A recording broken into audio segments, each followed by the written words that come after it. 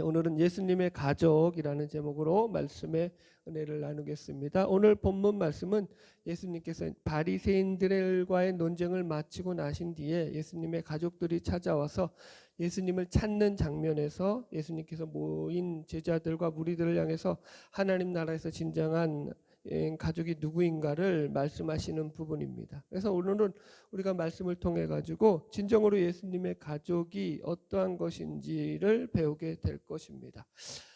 저도 말씀을 준비하면서 참 행복했던 것이 예수님의 가족이라는 말이 주는 것이 따뜻하지 않나요? 여러분들 어때요? 예수님의 가족 하니까 좀 따뜻해야 돼요. 이거 부담스럽게 느끼면 안 돼요. 예수님의 가족이 되실 분이고 가족이 되신 분인 줄로 믿습니다. 여러분 예수님과 한 집에 살면서 한솥밥을 먹으면서 주님이 주시는 기쁨과 사랑과 긍휼과 평안과 자비를 누리면서 사는 거거든요. 이런 생각이 안 드시나 본데 이거 시작부터 걱정이 되는데 여튼 그런 거예요. 예수님의 가족이 된다는 것은요. 예수님의 가족이 되었구나 내가. 그래서 그분으로부터 내가 풍성한 은혜를 누리며 사는구나가 우리 안에 있어야 되는 거죠. 할렐루야. 바라기를 오늘 말씀을 통해서 저와 여러분 모두 예수님의 진정한 가족으로 느끼는 기쁨과 행복이 넘쳐나기를 주님의 이름으로 축복합니다. 자, 말씀을 읽으면서 시작해 볼까요? 마태복음 12장 46절이에요. 시작. 예수께서 무리에게 말씀하실 때에 그의 어머니와 동생들이 예수께 말하려고 밖에 섰더니. 자, 이 말씀과 동일한 내용이 마가복음에 나오는데요. 사실은 이 부분은 마가복음이 더 자세하게 설명이 되어 있어요. 그래서 마가복음을 보는 것이 더 우리에게 도움이 되거든요. 자, 동일한 본물인 마가복음 3장 20절로 넘어가서 말씀을 살펴보겠습니다. 마가복음 3장 20절 가볼까요? 본문 접어놓고 마가복음 3장 20절로 가보겠습니다. 예. 같이 읽겠습니다. 마가복음 3장 20절 시작. 집에 들어가시니 무리가 다시 모임으로 식사할 겨를도 없는지라.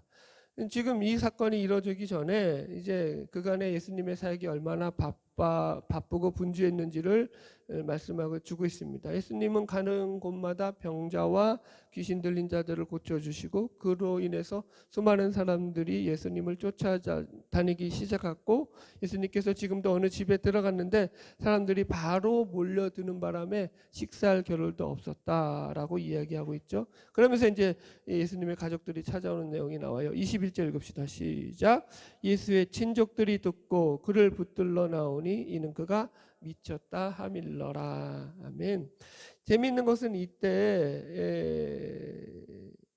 이 마태복음하고는 좀 다르게 마가복음에서는 예수님의 친족들도 예수님을 붙들러 왔다 이렇게 얘기하고 있어요. 그죠? 근데 여기서 이제 단어를 보면은 이게 붙들다라는 원어적인 의미가 뭐냐면 체포하는 거예요. 포박해서 잡아가는 거죠. 체포하는 것이고요. 그 다음에 미쳤다라는 말은 정신이 나갔다라는 거예요. 우리식으로 말하면 뭐예요? 저 돌았군 돌았어 하는 거 있죠. 딱 그 말이 지금 이 원어적인 의미예요, 여러분들.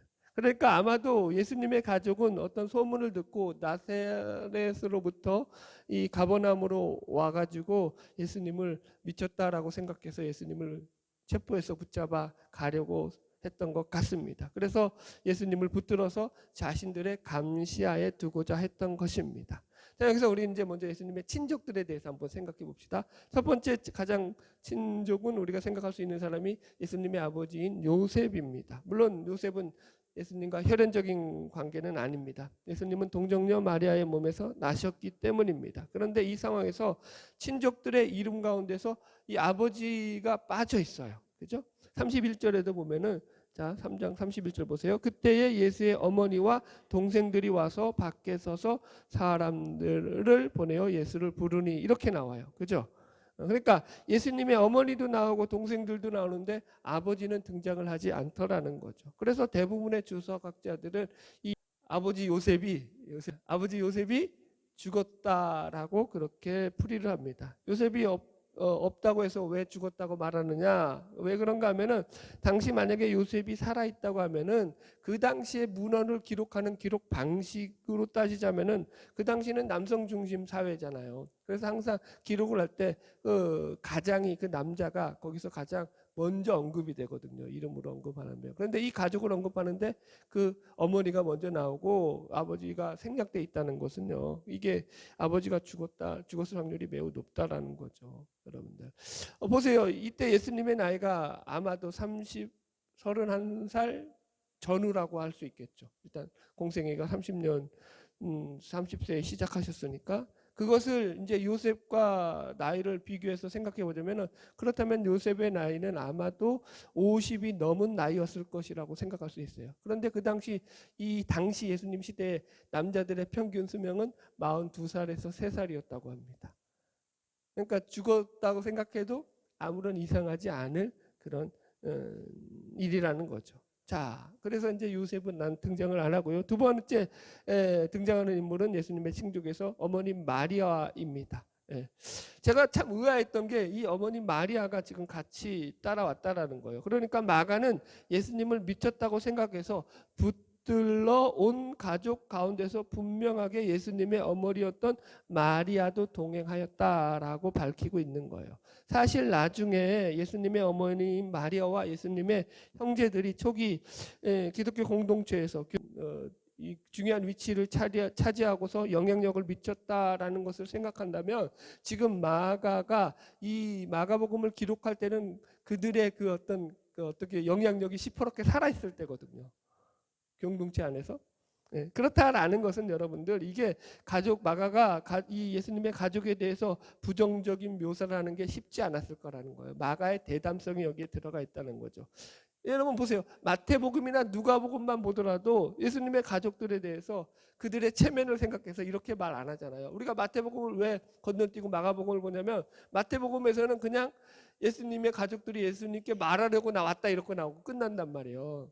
그런데 마가복음에서는 분명하게 뭐 때문에 나왔다고 얘기하고 있죠? 예수를 붙들어 가려고 왔다고, 예수가 미쳤다고 생각해가지고 이렇게 표현하고 있다라는 거예요, 여러분들. 마가가 정확할까요? 마태가 정확할까요? 기록상으로 볼 때 마가가 정확하겠죠. 이해 가시나요, 여러분들?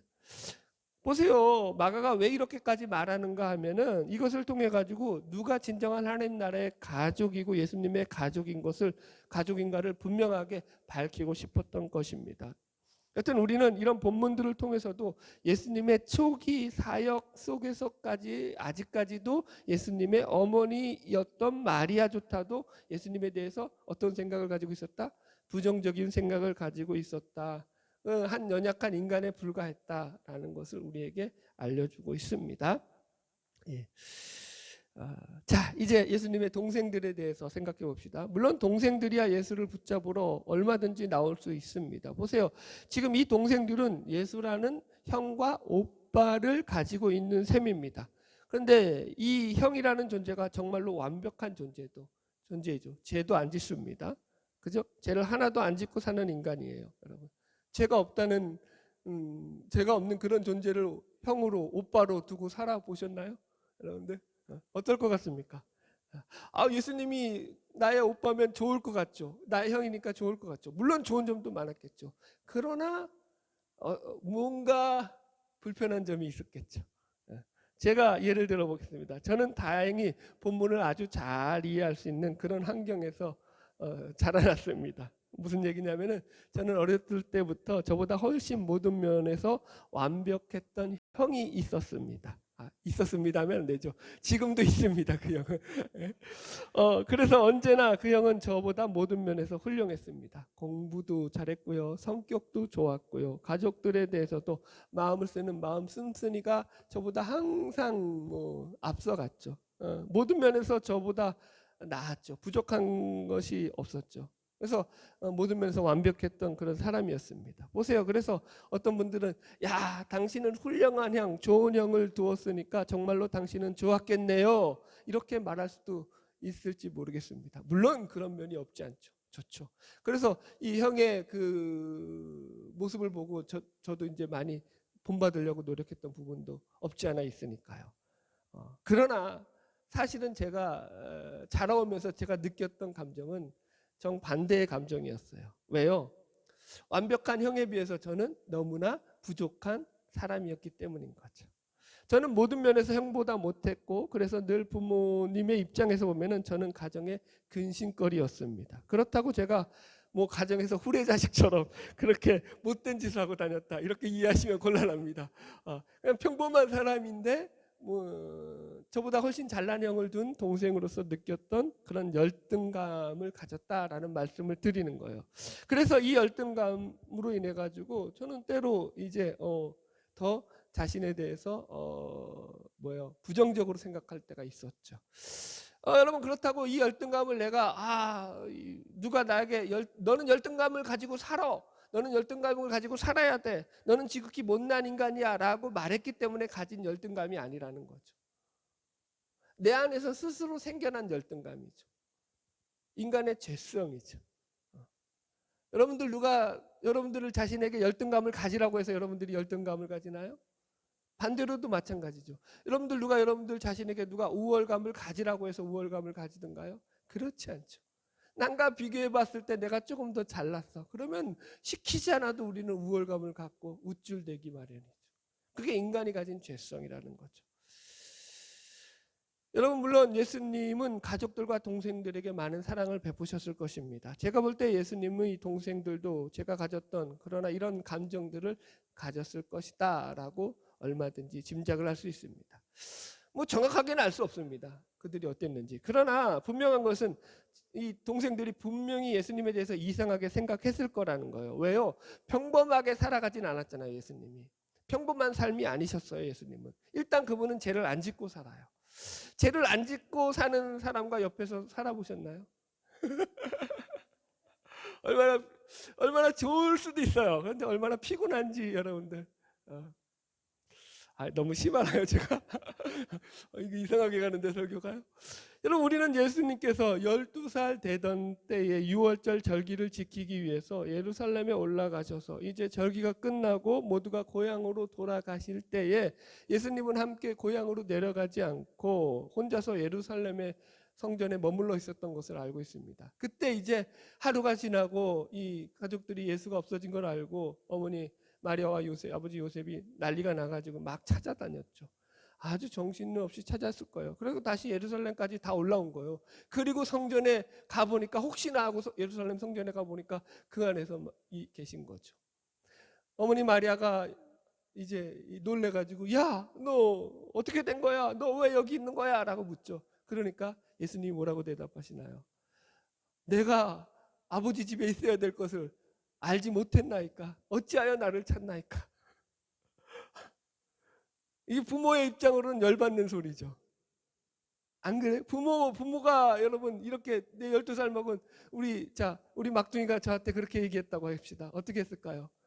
두들겨 팼겠죠. 정신 못 차린다고. 여러분 부모의 어떤 허락도 없이 12살밖에 되지 않는 소년이 자기 마음대로 독단적인 행동을 한 거죠. 그렇다고 제가 예수님을 때렸다는 얘기는 아니에요. 여러분 이거 큰 신성 모독이 되니까 오해하지 마시기 바랍니다. 저는 제 자식에 대해서 그냥 얘기를 한 것뿐이에요. 비유로. 그러니까 예수님은 그 삶 자체가 매우 독특하게 보일 만한 그런 삶을 사셨을 것이란 예를 들은 거예요. 자 보세요. 지금 이 동생들이 성경을 보면은 다시 여기 21절을 보세요. 예수의 친족들이 듣고 그를 붙들러 나오니 이렇게 나와요. 그죠? 어떤 소리를 듣고 예수님을 붙들러 나왔다라는 거예요. 그 소리는 그러니까 동생과 가족들이 예수님에 대해서 미쳤다라고 생각하게 만들었던 그런 소리였다라는 거죠. 여러분들. 그래서 그것을 갖다가 마가는 이 본문에서 이 서기관들이 퍼뜨렸던 그런 소문으로 연결시켜 해석하고 있죠. 22절 볼까요? 마가복음 3장 22절 시작. 예루살렘에서 내려온 서기관들은 그가 바알세불이 지쳤다 하며 또 귀신의 왕을 힘입어 귀신을 쫓아낸다 하니 이게 무슨 말이에요? 귀신의 왕 바알세불을 힘입어서 이 귀신을 쫓아낸다라고 소문을 막 냈어요. 이 서기관들은 힘 있는 자들이잖아요. 그러니까 얼마나 소문이 삽시간에 모든 사람들에게 퍼지겠어요. 그러다 보니까 그 소문을 듣고 가족들도 그 소문을 그대로 믿었다는 거죠. 이게 무슨 말이에요? 한마디로 귀신 들려 미쳤다라는 소리예요. 여러분 보세요. 여기서 우리가 생각할 부분이 있습니다. 왜 가족들이 예수님을 미쳤다라고 생각했느냐라는 거예요. 예수님의 가족들은 도대체 왜 그랬을까요? 물론 예수님이 이상하긴 하죠. 예수님의 가족들도 물론 이적을 행하시고 예수님께서 놀라운 일을 행하시는 것에 대해서 잘 알고 있었습니다. 그죠? 비범하다는 것도 잘 알고 있었죠. 그럼에도 불구하고 그들은 예수님에 대해서 미쳤다라고 생각을 했다라는 거예요. 정신이 돌았다. 왜 그랬을까요? 답은 그거예요. 예수님은 자신을 신이라고 말하고 다녔기 때문인 거예요. 사실 이게 이제 오늘 본문에 등장하지 않지만 가장 이 본문에서 핵심적인 그런 주제가 돼야 되는 부분이에요. 여러분 복음서를 보면 예수님께서는 하나님을 아버지라고 부르면서 자신을 가리켜 하나님의 아들이며 하나님과 동등된 존재임을 성경 구절 속에서 늘 말씀하고 계시죠. 요한복음 10장 30절 나와 아버지는 하나이니라. 그죠? 우리가 가장 잘 알고 있는 요한복음 3장 16절 말씀이 뭐죠? 하나님이 세상을 이처럼 사랑하사 독생자를 주셨으니 이는 저를 믿는 자마다 멸망치 않고 영생을 얻게 하려 하심이라. 여기서 말하는 독생자는 누구죠? 예수님 본인 자신이죠. 하나님의 유일한 아들이다라고 말씀하고 있죠. 여러분들. 그래서 예수님은 하나님을 가리켜서 늘 아버지라고 부르시면서 말씀을 전하시죠. 요한복음 5장 17절로 18절 말씀을 읽어드리겠습니다.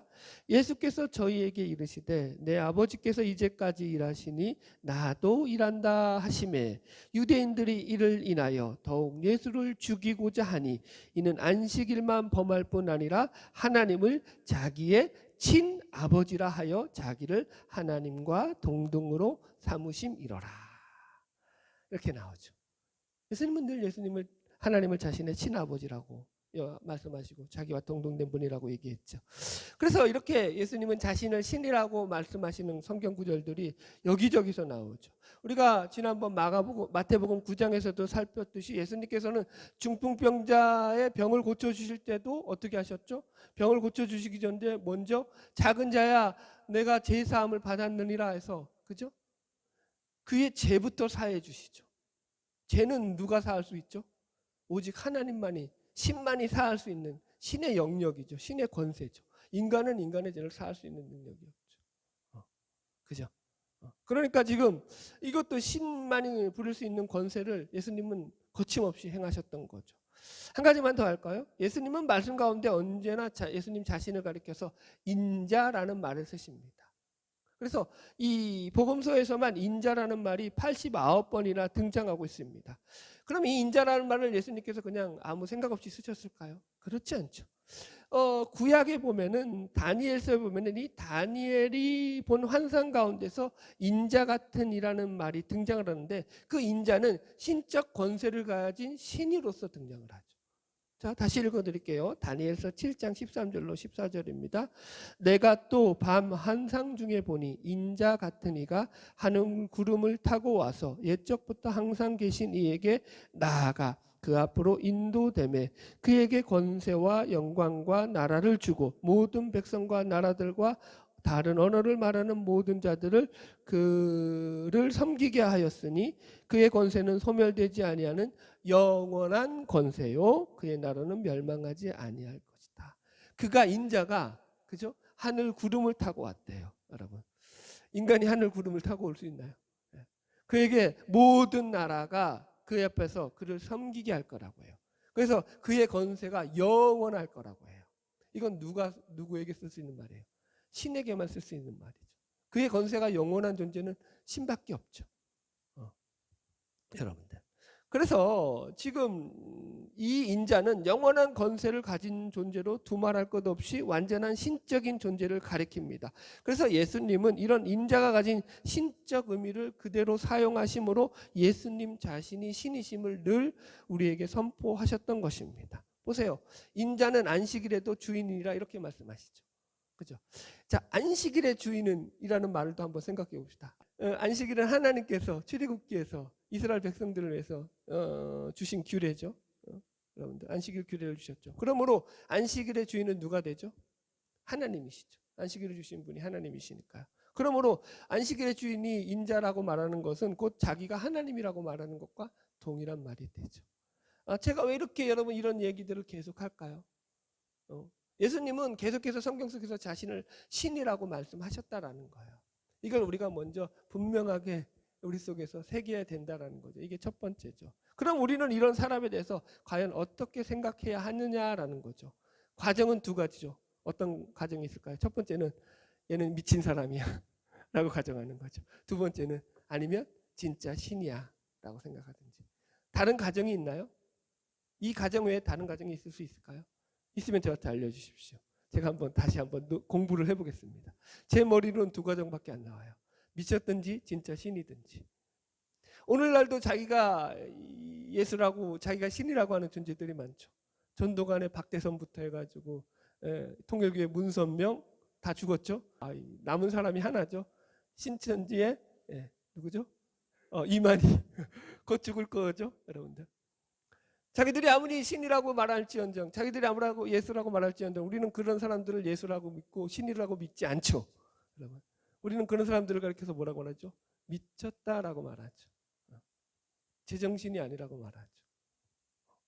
자, 보세요. 지금 우리가 생각하는 이런 생각을 예수님의 가족들이 예수에 대해서 그렇게 생각했다라는 거예요. 참 안타깝다라는 거죠. 자, 이제 마태복음으로 다시 돌아갑시다. 마태복음 12장 47절이에요. 읽어봅시다. 마태복음 12장 47절 시작. 한 사람이 예수께 여짜오되 보소서 당신의 어머니와 동생들이 당신께 말하려고 밖에 서 있나이다 하니. 아멘. 자, 이 말씀도 조금만 보면은 지금 이들은 예수님의 친가족이에요. 그죠? 혈연이거든요. 핏줄이거든요. 그래서 얼마든지 자신들이 마음만 먹으면 제자들 시켜서 지금 예수님이 계신 집 안으로 들어갈 수 있을까요? 없을까요? 못 들어가요? 들어갈 수 있겠죠, 여러분들. 여러분, 가족이 가진 특권이 뭐죠? C.S. 루이스가 이런 얘기를 했죠. 새벽 3시에 자고 있는 왕의 방에 들어가서 왕에게 물을 달라고 요구할 수 있는 사람은 그의 자식밖에 없다. 그죠? 네. 우리 아들들이 저한테 이제 큰 애들은 빼고요. 큰 애들은 안 들어주겠죠. 우리 막둥이가 저한테 새벽 3시에 일어나가지고 아빠 물 줘. 그러면 어떡할까요? 저는 떠다 줄 겁니다. 진짜로 떠다 줄 거예요. 가족이 가진 특권이죠. 그런데 보세요. 그들은 지금 집 안으로 들어갔나요? 안 들어갔나요? 안 들어가고 있죠. 왜 안 들어갔죠? 여러분들, 제가 늘 쓰는 말이죠. 마음이 내키지 않은 거예요. 마음에 안 드는 거예요. 뭐가 마음에 안 들었죠? 예수님이 행하는 일이 마음에 안 드는 거죠. 못마땅한 거죠. 우리는 당신이 하는 그런 일이 마음에 안 들어. 그러니 당신은 이제 그 일을 그만 즉시 중단하고 나와서 우리와 함께 우리들의 집으로 돌아갑시다. 이렇게 요구하고 있는 거죠. 예수님이 향해서. 그래서 이런 배경 속에서 급기야 예수님께서 모여있는 무리들을 향해서 예수님의 진정한 가족이 누구인지를 말씀하게 되시더라는 거죠. 자, 48절 읽읍시다. 시작. 말하던 사람에게 대답하여 이르되 누가 내 어머니며 내 동생들이냐 하시고. 물론 이 말씀은 예수님께서 혈연적인 가족조차 부인하신다는 말씀이 아닙니다. 물론 이들이 무슨 짓을 할지라도 여전히 이들은 예수님에게 혈연적으로는 가장 가까운 형제이자 가족입니다. 아까도 말씀드렸지만 그리고 이들은 나중에 초대교회 역사 속에서도 다 중요한 영향력을 미치는 자리에서 사역을 했던 자들도 분명합니다. 그러나 지금 예수님께서 여기서 강조하고 계신 것은 혈연적인 가족 관계보다 더 중요한 관계가 있다. 그리고 이 관계야말로 영원한 것이고 변하지 않는 관계다. 너희들은 이 관계를 예수님과 맺고 살아야 한다. 이 얘기를 하시는 거죠. 그 관계가 뭐죠? 신령한 관계죠. 올바로 예수님과 맺어지는 관계죠. 자, 49절 계속 읽읍시다. 시작. 손을 내밀어 제자들을 가리켜 이르시되 나의 어머니와 나의 동생들을 보라. 여러분, 그래서 예수님께서는 무리들 가운데서 제자들을 향해서 손을 뻗으시고 저들이야말로 나의 어머니와 동생들이다, 나의 참 가족들이다, 이렇게 말씀하고 계십니다. 이 말씀의 의미도 이제 우리가 생각해 봅시다. 그럼 왜 예수님은 제자들을 가리켜서 예수님의 진정한 가족이라고 소개하고 있느냐라는 거예요. 여기서 우리는 제자들의 삶을 좀 들여다보아야겠죠, 여러분들. 제자들은 예수님으로부터 부름을 받고 난 뒤에 3년 동안 예수님을 따라다녔습니다. 자, 그럼 생각해 보겠습니다. 예수님의 제자로 산다는 것이 과연 쉬운 일일까요? 어려운 일일까요? 어렵죠. 그냥 아무런 생각 없이 그냥 예수님만 따라다니면 되는 일이 아니었죠. 저는 제자들의 삶 또한 예수님의 공생의 삶처럼 엄청나게 피곤하고 지치고 힘들었으면서도 또 거룩을 쫓아가기 위해 발버둥 치는 그런 삶이었을 것이다 라고 짐작을 합니다. 왜요? 그들의 스승 되신 예수님이 거룩 그 자체시기 때문입니다. 여러분이 예수님과 3년 동안 같이 숙식을 하고 동거동락하면서 따라다닌다고 생각을 해보십시오. 제가 여러분들을 비유하기 전에 제가 비유를 해봤어요. 내가 예수님과 3년을 따라다닌다면 근데 여러분, 이게 전 참 흥분되고 좋았어요. 사실은 솔직하게. 내가 좋아하는 분이잖아요. 그 좋아하는 분을 따라다니면서 그분과 같이 그분에게서 배우고 누린다는 게 아주 흥분되고 기쁘고 설레는 일이죠. 마치 이제 어릴 때 소풍 가기 전날 밤에 설레는 그 감정처럼 설레었어요. 제 감정이었어요. 솔직한 감정이었어요. 그러면서도 또 다른 한 감정은 뭐였을까요? 얼마나 빡셀까. 여러분, 제가 이렇게 비유를 들어드릴게요. 지금 저희 교회에서 처음으로 제자 훈련을 시작했죠. 제자반 분들과 그래도 나름대로 신앙생활에 경륜을 꽤 가진 분들과 함께 제자 훈련을 하고 있습니다. 여러분들, 이분들이 여러분 결코 여러분 뭐라 그럴까요? 신앙생활을 오래 하지 않는 분이 아니에요. 열심히 예수를 믿었던 분들이기도 합니다. 그리고 그렇게 제자반을 시작했는데 보통 제자반은 여러분 숙제가 보통이 4-5가지고요. 많으면 6가지 정도로 나옵니다. 그러나 저는 우리 제자반에서는 숙제를 아주 쉬운 것으로 그것도 딱 2가지만 내주고 있죠. 여러분들은 모르시지만 저는 알죠. 그런데 우리 제자반들이 그 숙제 2가지를 버거워하고 있죠. 2가지밖에 안 되는데도. 제가 여러분들을 만약에 풀로 가르친다고 생각하면 아마 끔찍할 겁니다. 생각도 하기 싫을 겁니다. 고문 같은 일이 될 수도 있죠. 여러분. 제가 얼마나 여러분들을 사랑하는지를 여러분 알아달라는 얘기입니다. 여러분 보세요. 이게 여러분 그냥 따라가는 게 쉬운 일이 아니거든요. 또 이런 비유를 하나 더 들어볼까요? 여러분들이 만약 저와 일주일을 같이 산다고 생각해 보십시오. 저희 집에서 저와 숙식한다고 생각해 보십시오. 끔찍하지 않나요? 여러분들은 아침부터 일어나가지고 저녁 늦게까지 제 서재에서 제가 맨날 책과 씨름하고 이것저것 자료 찾고, 그죠? 성경책 원어 뒤져가면서 제 옆에는 항상 제 책상과 제 옆에는 의자가 하나 따로 놓여 있어요. 그 의자는 뭐냐면은 그랜드 주석이 한 10대권이 쌓여 있는 거예요. 책장에서 뺏어 쓰기는 너무 번거로운 거야. 계속 찾아봐야 되니까 하나 찾아보고 또 올려놓고 하나 찾아놓고 또 꼽아놓고 너무 귀찮아서 이게 안 돼요. 그러니까 아예 그냥 의자 옆에 작은 의자 놓고 거기다가 한 10권 정도를 쌓아놔요. 주로 보는 것들. 그러니까 거기서 바로바로 찾아보려고.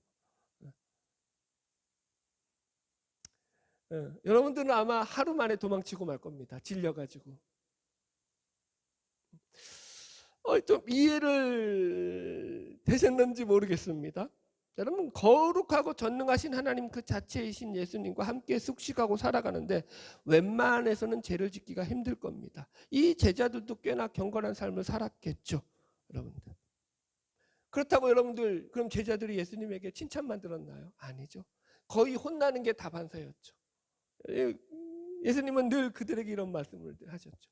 이 믿음이 없는 것들아, 너희가 어찌하여 믿음이 없느냐? 너희가 어찌하여 깨닫지 못하느냐? 심지어 베드로는 사단아 내 뒤로 물러가라, 아주 크게 욕을 먹었죠, 예수님에게. 내가 믿음이 없는 너희를 위하여 얼마나 더 참아야겠느냐? 예수님은 늘 이렇게 그들을, 여러분들 어떻게 보면은 다그치셨죠. 가만 내버려 두지 않으셨죠. 여러분, 그렇다고 예수님이 그들이 미워서 그러셨나요? 아니죠. 그들을 꾸중하는 목적은 하나죠. 그들이 예수님의 가족이었기 때문이죠. 그죠? 어찌하든지 저들로 하여금 하나님을 바르게 믿고 하나님을 바르게 알아서 하나님을 바르게 섬기기를 예수님은 원하셨던 거죠. 여러분, 저도 마찬가지죠. 여러분들에게 그런 마음 때문에 늘 이 목회 가운데서 보람을 느끼고 이 사역을 감당하고 있습니다. 그렇게 그들은 최소한 그분을 따르면서 그분의 삶을 보고 말씀을 들으면서 예수님을 따라가고 있었던 것입니다. 그리고 그런 제자들을 향해서 하나님의 뜻대로 행하는 자라고 말씀하시면서 그들이야말로 내 가족이다라고 말씀을 하시더라는 거죠. 그렇다고 제가 그들이 경건했기 때문에 그들이 죄를 안 지었기 때문에 예수님의 가족이 된 것이다 이렇게 말하는 것은 아닙니다. 이걸 오해하시면 안 됩니다. 보세요.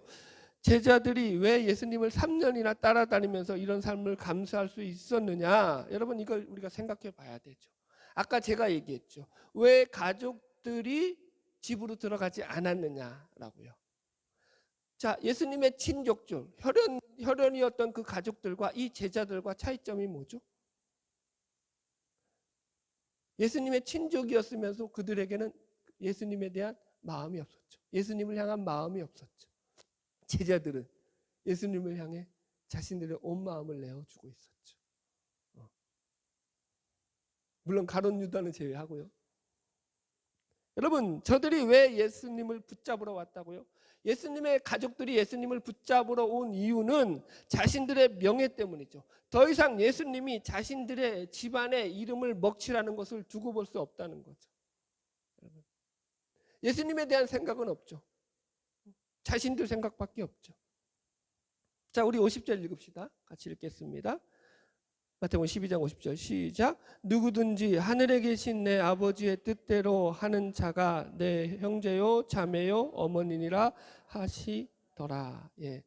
예수님은 여기서 아주 분명하게 예수님이 가족이 되는 조건을 말씀하십니다. 여기서는 우리 마태복음은 그냥 아버지의 뜻대로 하는 자라고 했는데 마가복음은 행하는 자다라고 해가지고 이게 포이에르라는 말인데 아주 분명하게 이렇게 못을 박아 놓으셨죠.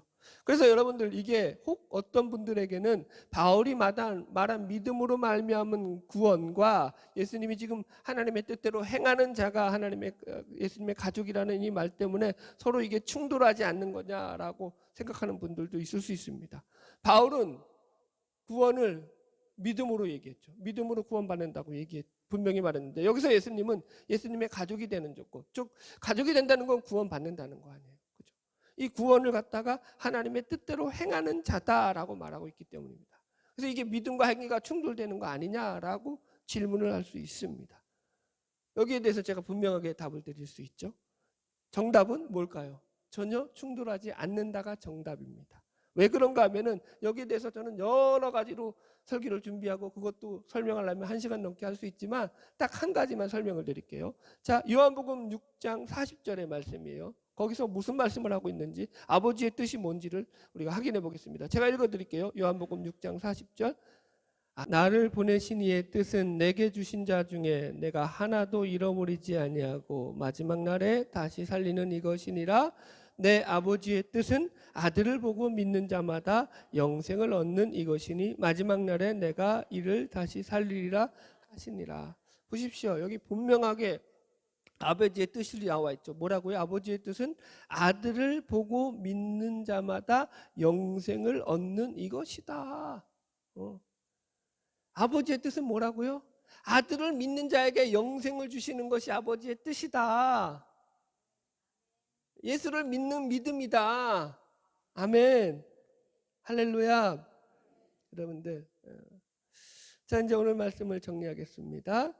오늘 우리는 예수님의 가족됨에 대한 진정한 의미를 말씀으로 배웠습니다. 예수님의 가족으로서 하나님의 뜻대로 행한다는 이 말은 우리가 하나님의 말씀에 완벽하게 순종하는 사람이 되어야 한다 그런 말이 아닙니다. 예수님의 제자들도 하나님의 뜻에 완벽하게 순종하는 자들이 아니었습니다. 복음서는 예수님의 제자들이 예수님을 따라다니면서도 여전히 문제가 많았고 예수님이 십자가에 죽을 그 당시까지도 예수님을 가장 크게 오해했던 자들이었다라고 우리에게 알려주고 있습니다. 그래서 이것을 죄를 하나도 안 짓고 완벽하게 순종하며 사는 삶이다라고 생각하면 안 됩니다. 오히려 아버지의 뜻대로 행한다는 것은 여전히 우리가 허물 많은 죄인이고 여전히 시험과 유혹 가운데 넘어질 수밖에 없는 그런 연약한 인간임에도 불구하고 그런 우리를 예수님께서 구원하신 그 구원의 은혜를 우리가 믿고 그분을 우리의 신으로, 우리의 구세주로, 우리의 주님으로 믿고 영접하는 일이라는 거죠. 보십시오. 예수님을 신으로 믿는다는 것은 자신의 삶의 변화가 있을 수밖에 없는 일입니다. 그분을 신으로 믿는 거예요. 예수님은 어떤 성인이나 현인 정도가 아니라고요. 세상에서 말하듯이. 그것은 세상이 만들어낸 얘기지 예수님을 한 번도 자신을 가리켜가지고 나는 도덕적이나 윤리적으로 너희들보다 더 훌륭하고 고급한 가치를 가진 존재다라고 말씀하신 적이 단 한 번도 없으시죠. 그죠? 여러분들. 우리가 계속해서 확인했듯이 예수님은 늘 자신을 하나님의 아들이고 신이라고 말씀하셨습니다. 내가 곧 길이요 진리요 생명이니 나로 말미암지 않고는 아버지께로 올 자가 없다라고 말씀하셨죠. 그래서 기독교의 가장 큰 핵심은 예수님을 인류의 스승이나 성인 정도로만 생각하지 않고 그분이 우리를 구원하실 진정한 구원자요 신으로 믿는 거죠. 그러므로 예수님을 나의 신이라고 믿는 자들이라면 가장 중요한 것이 우리의 삶 속에서 나의 삶의 주인됨을 그분에게 내어주는 거죠. 그분이 신이기 때문인 것입니다. 이게 적용이죠. 여러분 신의 자리는 우리 마음에서 신의 자리는 하나밖에 없는 거예요. 내가 되든지 아니면 그분이 되든지 잘 선택하셔야 돼요. 여전히 내가 내 삶의 최종 권위자고 내 삶의 최종 권위를 가지고 내가 결정하고 자기 자신이 자기 마음의 최종 권위자로 남아 있다면 여러분 그것은 예수님의 가족이 아직 아닌 거죠. 이렇게 말씀드리는 저도 되게 죄송스러워요. 근데 그건 성경이 하는 얘기예요. 여러분 예수님을 신으로 믿든지 아니면 미쳤다고 믿든지 둘 중에 하나라니까요. 중간은 없다니까요.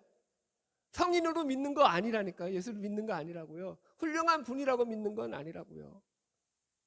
네? 왜 인도의 간디가 예수를 못 믿었죠? 예수를 신으로 보지 않았어요. 그는 자신의 삶에 하나의 큰 유익을 주고 큰 교훈을 주는 그런 성자로 봤죠. 그러니까 사람들의 행실을 보고 그를 판단하죠. 예수를 보고 그를 판단해야 되는데 예수님을 보고 그는 예수를 판단한 게 아니라 예수를 믿는 사람들이 하는 잘못된 행동을 보고 예수를 판단해버리는 잘못을 범했죠. 여러분 제2의 간디가 나오지 않기 위해서라도 여러분들 똑바로 사셔야 돼요. 그래서 그죠? 여러분 자 말씀 정리하겠습니다. 여러분 우리가 예수님을 진정한 신으로 인정하고 여러분의 삶의 주인된 자리를 예수님께 내어드리고 그분을 의지하고 그분을 신뢰하면서 살아가게 될 때 여러분은 예수님의 가족들만이 느낄 수 있는 그런 기쁨과 소망과 행복과 자유함 그 생명과 진정한 평안을 누리고 맛보게 될 것입니다. 그리고 그 기쁨과 소망은 아주 영원할 것입니다. 바라기는 그 은혜 가운데 살아가는 저 여러분 되기를 주의 이름으로 축복합니다.